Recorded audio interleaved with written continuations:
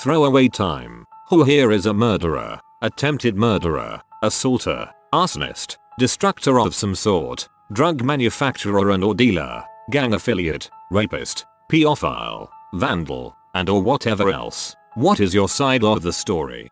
My dad was cook for my entire life. I learned everything I know about cooking from him. He used to be a pilot. He had a pilot's license. He had all the gear, everything. Never questioned it. One day, while we were working together, it kind of popped into my head that I never knew why my dad was a pilot. Did he fly commercially? For fun? Who knows? I asked him, and he candidly gave me a nice account of his life. He used to fly sea and weapons out of the Carolinas into New York. Then he showed me his leg where he had been shot during a takeoff when they had done a deal and they opened fire on the plane as he left because they thought they had gotten screwed. He told me that when my mother was pregnant with me, that his drug connection people wanted him to work down in Cancun with them because they were opening a club. They had all the permits, they had the contracts, all of it paid for in drug and weapon money. My dad made the choice to not move to Cancun for me, as he wanted me to grow up in New York. Instead, his friends eventually opened the club. Everything was great. They kept asking my dad to come down and be their chef. They would pay for everything. They were making a ton of money. Eventually, the club was raided. It turns out all the permits they had gotten were part of a sting from the Mexican government. They knew the people who were opening the club were dealers and simply waited for them to pool all their connections in one place. Everyone was arrested and sent to prison. Some of them didn't get out of prison until the 2000s. I basically found out both my parents were doing C. Never would have even guessed it. He didn't regret it, and said that he still did it for fun about once a month. He stopped when a friend of his died suddenly of a heart attack after doing a bump and opening a bottle of beer in a bar. My dad eventually passed away from kidney cancer about a year ago this past May. I miss him every day, of course. He gave me my love of science and education, gave me all my appreciation for good, quality food, my sense of humor, too. I look just like him. And now I'm tearing up. What the heck am I doing in this thread?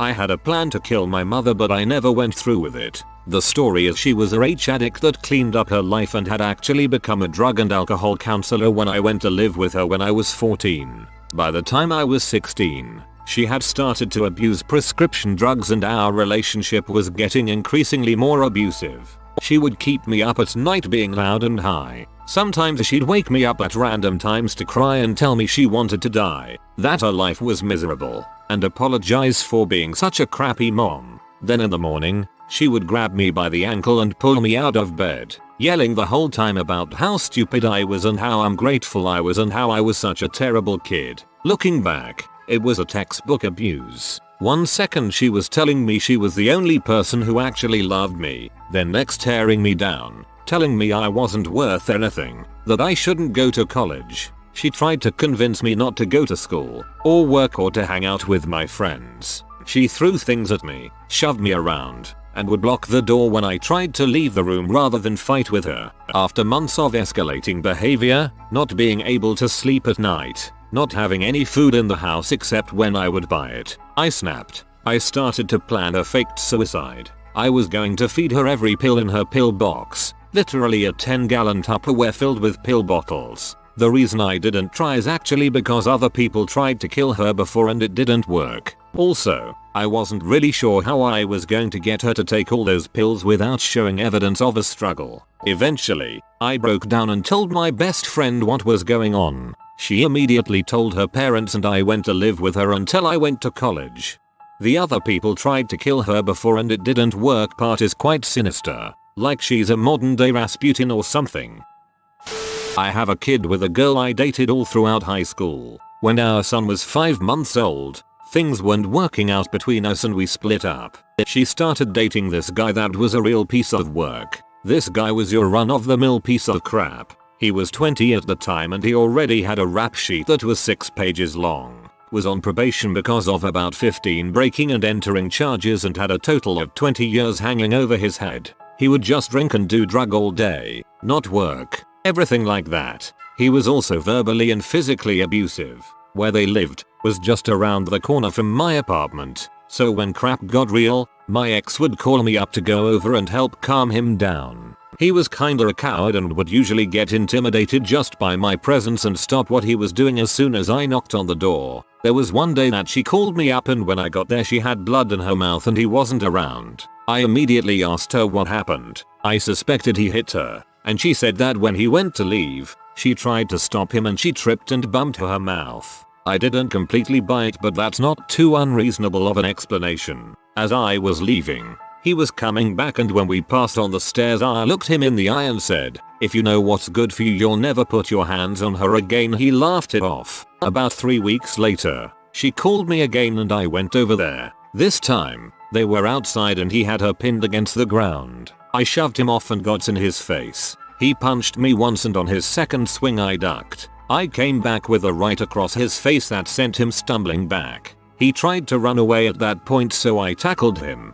A short struggle followed and I quickly got him pinned in the same way he had my ex pinned. I mashed his face a few times and then got up. He stood up and started crying and screaming about how his arm was broken. I'm not quite sure how his arm got broken, but it definitely was. All I can imagine is that his elbow bent the wrong way when I tackled him. I don't feel bad about it. He had it coming. I wasn't caught. He didn't want to bring the cops in on it because like I said, I have no criminal record and no probation and he had 20 years hanging over his head. He was well known by local cops as that kinda guy, so even if they did come, I could have told the truth and they probably would have arrested him and not me. The funniest thing is, he took his cast off after only 3 days, and it's been more than a year since that, and his arm is still fricked up.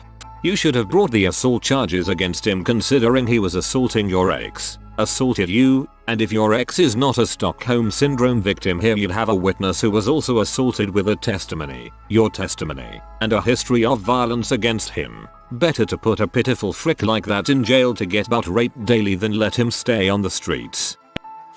I assaulted many people at night. There was a lot of rape happening along the paths that follow the river through my town. I used to watch Dark Knight and do drugs and then go out looking for trouble. I got into a very serious altercation where the guy was essentially ready for me. I hit him in the face with a big branch and pushed him into the river, but he was following this girl for about half an hour. I watched and waited patiently. I used to watch Dark Knight and do drugs and then go out looking for trouble. Dopamine. But seriously though, you could have died. My ex-boss kept hounding me for 2 weeks if I could find him an ounce of some weed. One day he said that he had back problems and he really needed something. I felt sorry for him so I was able to find him an ounce of some bud and sold it to him. 3 days short of a year later I was arrested and charged with a felony. I don't sell weed. I'm not a dealer. I was able to pinpoint the only time I've ever sold anything to anyone. Now I'm stuck with a Class D felony for distribution of marijuana. Freaking sucks, man. I met a girl when I was 14 and stayed with her till 20. Something happened to her that changed her personality after a year together. I eventually learned she had been raped by the HVAC guy while her parents were a few hours away on business. I tracked him down and hospitalized him. Not comfortable saying more, because it was severe and I was never caught. The end. About 13 years ago my sister, young teen at the time, started dating her first boyfriend. Kid was 19. He was completely obsessed, would verbally abuse her, etc etc. As far as I know his abuse never got physical, but after she broke up with him he'd creep around our parents' house, call the house at 3 AM just to hang up, threaten her. He pretty much managed to pee me off. So, said guy worked at a driving school where he corrected test quizzes after hours. I drove there one evening with a friend to give him one last warning. He told me to frick off or he'd call the cops. So my friend and I took out my friend's aluminum baseball bat out of the trunk, tuned up the kid's car a bit and, when he came outside, took one good swing to his legs. Then I told him he could call the cops now. He never did. The phone call stopped. I never saw him again. Not quite the dramatic story, but it's all I got. Well, I was afraid you were going to beat him senseless with the baseball bat, but a good swing to the legs is a lot better. Not being sarcastic. This turned out better than expected. Not a throwaway. My family has about 700 acres about an hour south of where we live. I drive down there about 2 times every month in the fall and winter to hunt deer, dove and quail. Last winter I drive down and pull into the back of the property. I equip myself with my .40 pistol and sling on my 30-06 rifle. I like to walk the property because I think it is easier to sneak up on the wildlife than having a 4x4 scaring them off. I am walking around the property when I walk out of some trees and see a truck with 2 guys sitting on the tailgate with rifles and beers. I walk up to them very nicely and casual. They look at me and ask, "How's it going?" I said, "Fine, but why are you guys here?" They mumble a few words and they ask me the same question. I respond, "My family and I own this ranch." Then they look confused for a second and then one of them grabs his gun and proceeds to chamber it. I turn and start running my butt off into the woods. I hear 2 shots fired off in my general direction. I drop to the ground behind some brush, grab my 30-06, I chamber it, and look through my scope and point it at the mother who I think shot at me. I aim at his upper leg. I was about 75 yards away and a 30-06 shot at that distance would tear someone up. I shot and heard a terrifying cry. I get up and huff it back to my car and call the sheriff. They come out and I report the trespassers and told the sheriff the whole story. About 2 days later the one guy gets arrested at a local hospital for a gunshot wound to the hip. He now has to walk with a cane for the rest of his life because he tried to kill me and I would not let him. 10/10 would read again. I broke into my old primary school when I was around 8. I say broke in, I put my hand through the letterbox and turned the door handle. It was one of those safety doors that could only be opened from the inside. I then stole a few hundred elastic bands and ate all of the biscuits in the staff room. Rebel. Yeesh man. Thug life.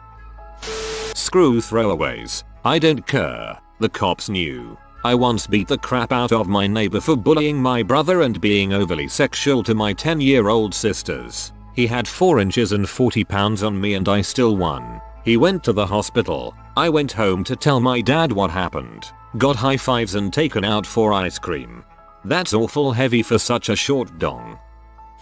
A man tried to mug me and I proceeded to beat the ever-loving crap out of him for it. It was a fight or flight reflex and my instant, unthinking reaction was to go completely berserk. I kind of blacked out and had to be pulled off the guy and his whole face was bloody and he was unconscious. I got arrested and questioned and the police let me go because he decided not to press charges. My reaction was above and beyond acceptable force, hence the possibility of me being charged with a crime. Honestly, I don't regret it. Maybe the mother sucker will think twice before he approaches a 5 feet 2 inches woman and thinks he can scare her into turning over what little money she has.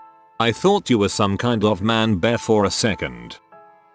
Vandal and arson. The neighbor down the street from us killed my dachshund. She was a little older than a puppy and very sweet. One night she tunneled out from our backyard and I had to run after her. I thought she was in some bushes but I was wrong. I was hidden behind these bushes when I saw my neighbor's minivan run her down. They backed up, hit her again, backed up, and ran her over once more before they left. For some reason I didn't feel like telling my parents that because it's a bad story. It was better to just say she didn't suffer and that it was quick. In the meantime I was breaking their sprinkler system and I sprinkled weed color on their yard so the grass and flowers turned brown. They had 4 cars and I broke all their windows and stole all their radios. I had no idea how to steal radios so it turned out horrible. I ruined their wood paneling. The car alarms went off but no one came out. I carefully stuck nails into their yard by the ladder, by the recycling bin, and by the sprinkler timer so there would be a greater chance of one of them stepping onto the nails. They installed cameras by the house so I didn't want to risk going inside. When they installed the new glass windows, I broke them again and set fire to the inside. It didn't feel like anything. It was boring. I should have left her body on their pillow to remind them of what they did. I should have taken their miniature poodles and dropped them off at the Human Society several towns over. I should have taken a knife to all their furniture and left picture of dead dogs in every room of that house. I should have poured animal blood in all their bedrooms and filled all their orange juice milk with blood. But that requires energy I don't have. Well, that escalated quickly. A number of years ago I was at a party, heavily liquored up, when all of a sudden a fight broke out. When I noticed one of my friends was getting beat up, I jumped in to save him and thus got the crap kicked out of me by a number of coked out gentlemen. In the midst of the chaos and between consciousness drunkenness I managed to get the pocket knife out of my pocket and I latched onto the nearest sucker I could get my hands on. I ended up on the back of the biggest guy and I slashed across his neck. He made it to the hospital to get stitches and rather than press charges, declared a vendetta. The state thought differently and carried through with the charges themselves. They charged me with attempted manslaughter and assault with a deadly weapon. I took a deal and did 395 days in a medium security state penitentiary. I haven't seen him since, but I know we both have families, lives, futures. My only hope is that he has long since forgiven me and now lives in peace. The only thing I regret about the whole ordeal is that I didn't get to this thread any sooner. Someone raped a female friend of mine, and she wouldn't go to the police about it. The guy was drunk and forced himself on her. She doesn't drink. Caught the guy from behind one night by chance and beat and kicked the crap out of him. Took his wallet and left. Lived in a bad area at the time. A guy getting mugged late at night was nothing more than a statistic. I figured a completely random beating might have drawn more attention. I later found out that he'd done the same thing to at least one other woman. I have zero regrets, beyond not thinking enough to aim for his genitals more. I'm pretty sure I'd have a lot more trouble sleeping at night if I'd done nothing. And now he's been randomly mugged, he'll know to never rape again. Legally, I'm responsible for the death of my best friend and her unborn baby, my godchild. I've told this story before, but not on a throwaway, and the hatred I received, although there was also the kind words, caused me to delete my account. One guy threatened to talk to his uncle, a judge, to see if anything could be done to incarcerate me, but I just thought that was embarrassing. Especially as I've been through the police stuff and there's nothing they want to do. Story time. My best friend and I were abused by my biological father. She turned to anorexia in the next few years to cope. She relapsed 100 times, hospitalized 4 times. She seemed better. I was dealing with my own stuff for a while and she was there for me, and was amazing, and everything a best friend should be. Then she got pregnant by her boyfriend. Although she was still only 16, her body was still weak. She'd only had maybe 2 periods before this in the previous 4 months, and then came relapse. I noticed. I figured it out and I didn't want her to be mad at me. We'd only started repairing our friendship again and I didn't want to lose her. Ironic. So I didn't tell anyone. I assumed her love of her baby would cause her to eat for it. Her parents then figured it out. She invited me over, accused me of telling them and attacked me. She was freaking weak, but she threw things, a suitcase, for example, and eventually, to stop her, I hit her back. It wasn't a strong smack, but it was enough. She was hospitalized the next day and she lost her baby, and then, maybe 12 hours later, she died. Her face when her mum told her she miscarried still haunts me. I wasn't allowed to the funeral. I still don't know where her grave is. So I hit a pregnant anorexic. Eggshell rule says I'm responsible, but only after refusing to report a relapse. For selfish reasons. Have at me. I crashed a motorcycle with a friend on the back, who later died. She was rather drunk and in mid-left hand turn she leaned really hard to the right, causing the bike to hit a curb and both of us to fall off. I flew about 30 feet into some bushes and she fell straight down by the curb. It was about 2 AM so nobody else was on the road. She was unconscious the whole time. Ambulances came and took us away. She was induced into a coma. I went straight to jail to await her outcome. Once the family ended the life support I was sent to a state prison camp to finish out a year of incarceration. I had been drinking and it didn't improve the situation. I wasn't charged with a DUI, just vehicular manslaughter. I owe $500,000 in restitution for medical bills, and am a felon for minimum 15 years. I feel horrible for everything and would change it if I could. I am very fortunate to only go to jail for 1 year. Being in the real world is more difficult than I had thought it would be. Nobody will hire me due to the felony. I moved out of state to CA where the probation is much more relaxed and I am able to live my life, still no jobs. That sucks. A sad situation where both people were at fault, but the survivor takes the blame. Wear helmets. If you don't have 2 helmets, give your passenger the helmet. If you don't have 1 helmet, get off the freaking motorcycle. You aren't the only sober enough person on the road.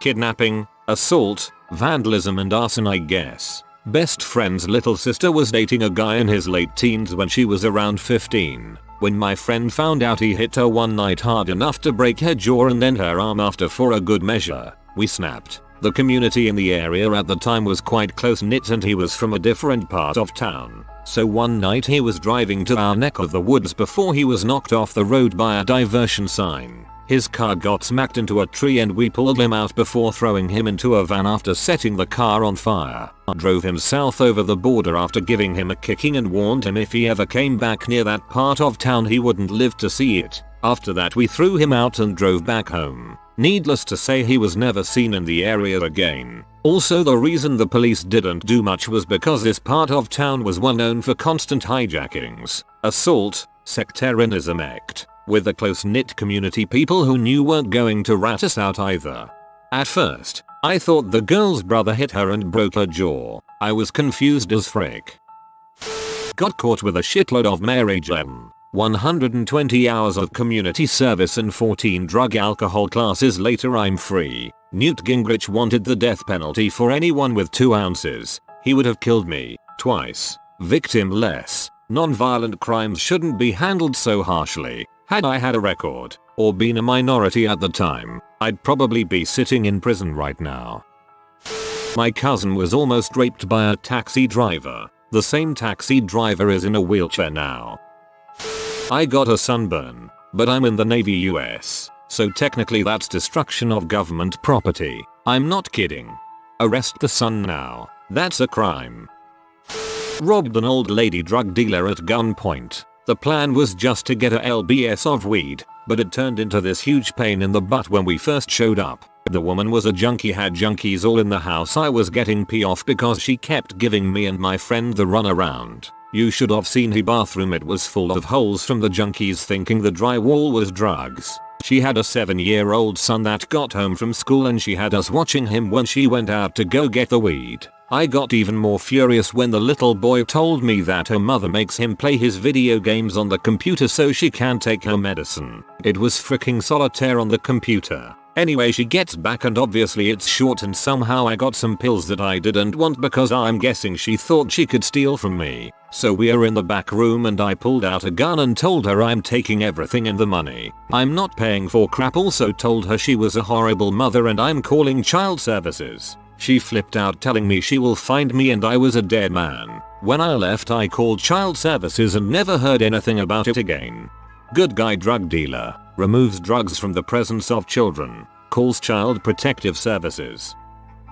A guy pushed me over in a bar. I'm a girl. This guy had previous for assaulting women. He had punched his ex in the face and had been to court for bottling a woman, but he was never sentenced because there wasn't enough evidence. But yet, he pushed me over and I just snapped. I hit him in the face with the pint glass I was holding. The whole thing broke on his face. There was so much blood. The police were called. I was being really calm and coherent. I was cooperating with them so they didn't cuff me. I got in the car with them and was held in a call overnight. Couple of no comment interviews later and I'm free. Went to court and plead guilty. Got 180 hours community service, £285 fine and a 6-week exclusion order from bars, pubs and clubs. Looking back, I overreacted, but he really deserved it. I still have glass in my hand, and this happened about 2 or 3 months ago. TL. DR. Classed a guy for being a woman beating C.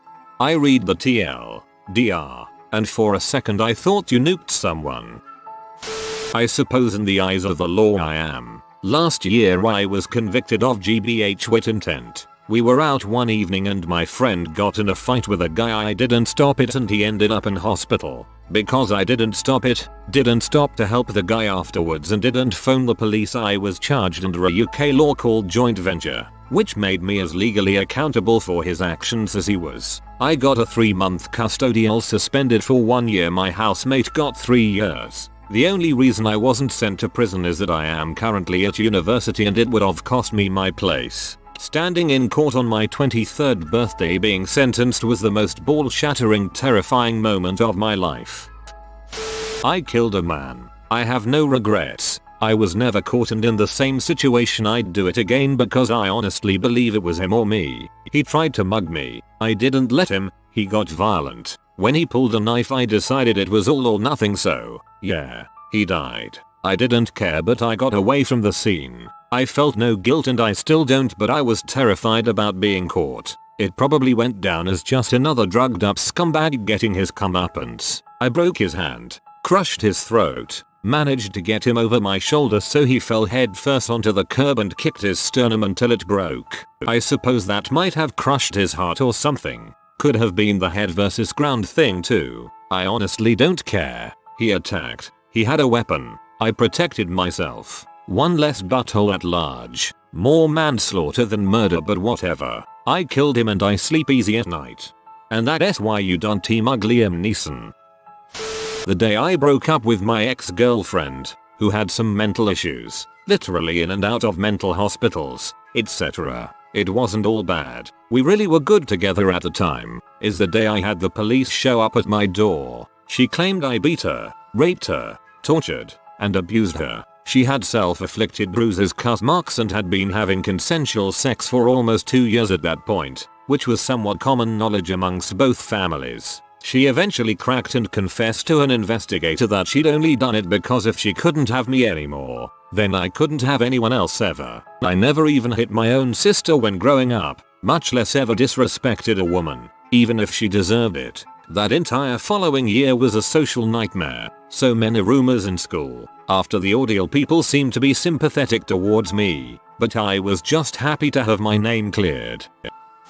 When I was 15-16, I would often sneak into my friends' parents' rooms when I was over at their house and snoop through their mom's underwear drawers. I was pretty close friends with their families, so this was a real rush to me when I would do it, that I was going to get busted. I would never take anything valuable, just a pair of panties or a bra, either out of their laundry bins or from their dressers. This one time, my friend had to run out to the store to pick up a pizza we had ordered, and left me alone in the house while I played video games. As soon as he left, I bolted upstairs and dove into his hot MILF mom's laundry pile, and started jerking off with her panties and bras wrapped around my dong. I looked around some more, and found a buttload of dildos and sex toys in her storage trunk. I had hit the jack-off pot. Something came over me. All I could think about was these were in her pee. I tucked 2 of them into the waistband of my pants, bolted up the street to my house, where I proceeded to frick my butt and suck on them as I sniffed her panties.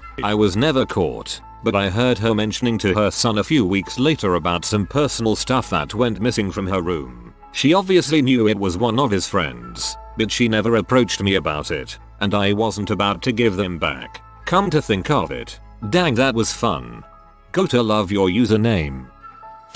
When I was an adolescent, I synthesized methamphetamine regularly. I obtained precursors, reagents and glassware from my school's chemistry lab. I was the TA and used online message boards to learn the synthesis method. Did small scale red, white and blue reaction. I also dealt drugs, methamphetamine, mushrooms, and marijuana. I traveled abroad numerous times, returning to the States each time with lots of hash for personal use and reselling. What can I say? I thought I was clever, and was incredibly freaking stupid. I'm immensely grateful that I never got in trouble. Now I'm a mostly law-abiding student and moderately successful artist. I still get those thrill-seeking urges but try to keep my mischief to wheat posting and going 5 miles over the speed limit.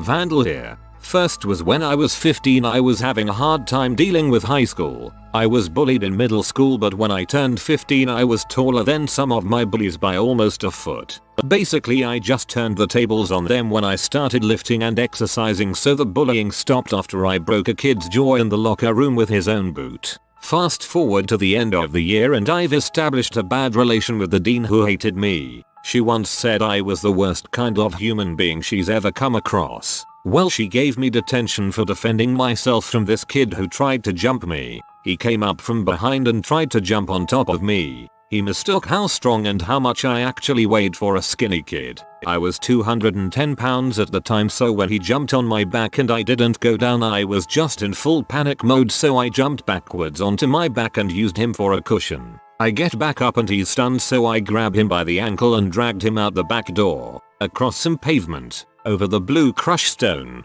out to the track field and behind the bleachers, where I told him that if he didn't leave me alone I was going to ruin his day. He starts kicking and spits in my face, so in front of the 7 kids watching I twist his ankle. There's a very distinct popping sound and he starts screaming. I broke it. His parents were actually very understanding about it, surprisingly. His dad said he didn't hold me responsible for defending myself because he had gone through something similar and it was better that it was me in high school teaching him humility than someone outside of a bar later in life who may do far worse. I get called to the dean's office and she puts me in detention for a week because some of the kids had said he was bullying me and I was defending myself, so it was whatever. Well, Thursday rolls around and I get called to the dean's office again and she says I don't think the punishment was suitable enough, so I'm tacking on another week plus an in-school suspension and a Saturday detention. I flipped crap and called her every word I could think of. 2 weeks later I keyed the crap out of her car, let the air out of the tires,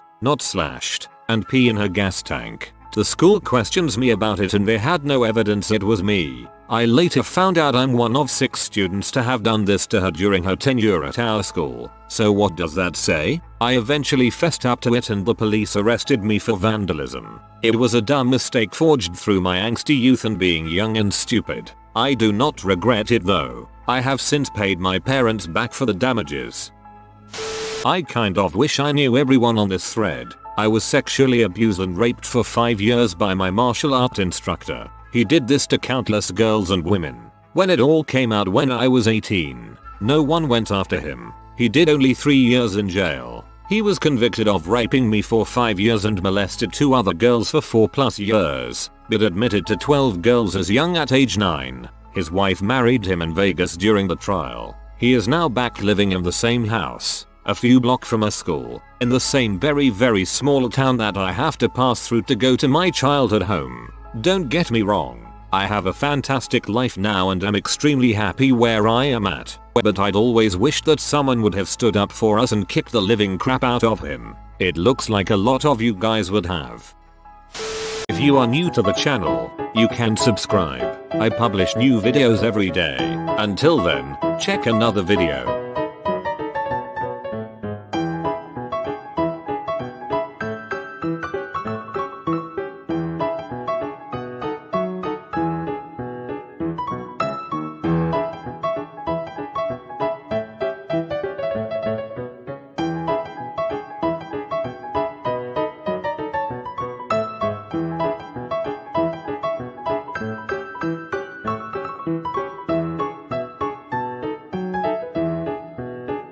Bye for now.